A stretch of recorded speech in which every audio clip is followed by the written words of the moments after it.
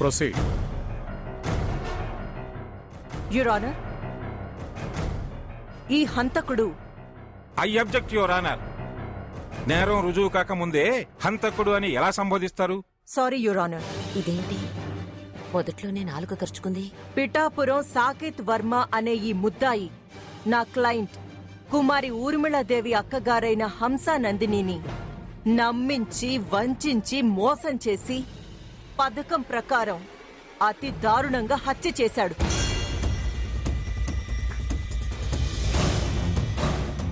Objection your honour.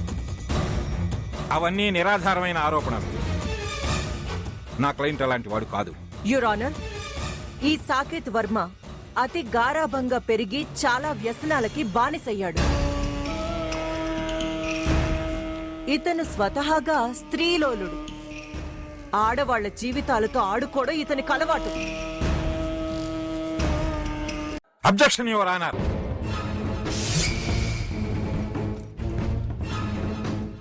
అతని గురించి ఏం తెలుసని మాట్లాడుతున్నారు మీరు? Let me explain your honour. Objection over ruled. మీరు ప్రొసీడ్ అవ్వండి. ఈ సాకేత్ ముందు ఒకరితో వివాహానికి సిద్ధపడ్డాడు. తీరా పెళ్లి టైంకి మరొకరిని ప్రేమించాడని బయటపడింది.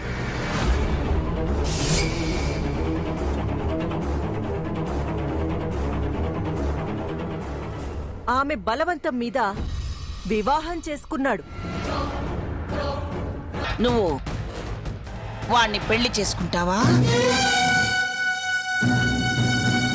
చేసుకుంటాను.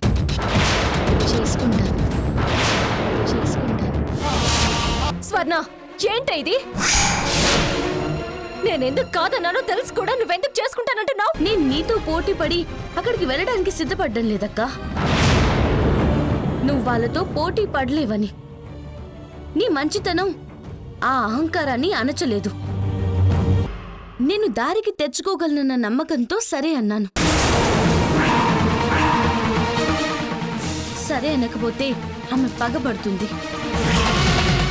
విషం జిమ్ముతుంది, మన కుటుంబమే పతనం అవుతుంది. కానీ ఆవిడంటే ఇష్టం లేక సంసారానికి దూరంగా పెట్టాడు.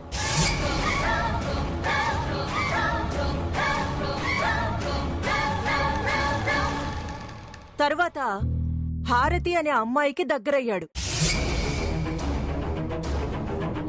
భార్యతో విడాకులకి సిద్ధపడ్డాడు. మళ్ళీ ఆ అమ్మాయిని వదిలేశాడు. తాగుడికి బానిసయ్యాడు. నువ్వు ఇంకేమన్నా చెప్పాలా? ఇంకేమన్నా అబద్ధం చెప్పాలనుకుంటే చెప్పేయి. నేను చూడాలనుకుంటున్నాను నన్ను మోసం చేయడానికి నువ్వు ఎంత నీచానికి దిగజారగలవు అని. ఎందుకు ఆలియా, ఎందుకు నువ్వు ఇలా చేసావు? నీకు తెలుసు కదా నానమ్మ తర్వాత నీ ఒక్కదానిని కదా నేను పూర్తిగా నమ్మేది. ఏమన్నావు నువ్వు? ఈ మధ్య అన్నిటినీ మర్చిపోతున్నావా? అది చాలు. వాటిలో ఉన్న శక్తి విషయాన్ని గ్రహించి మనకు వివరిస్తాయి.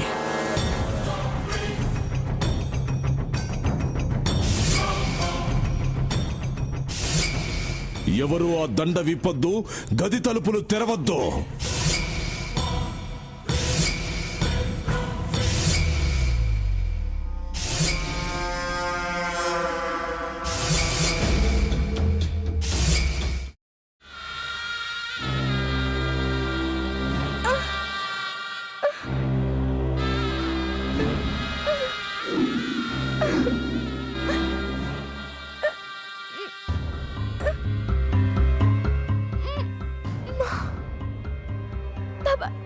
వద్దు బాబాయ్, నేను చేయొద్దు బాబాయ్, ప్లీజ్ బాబాయ్.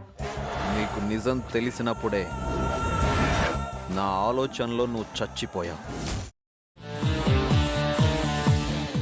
ప్లీజ్ కొంచెం తినండి ప్లీజ్. భీమారావు గారు మీరా? ఇగో మీరా కాదు సక్కుబాయ్.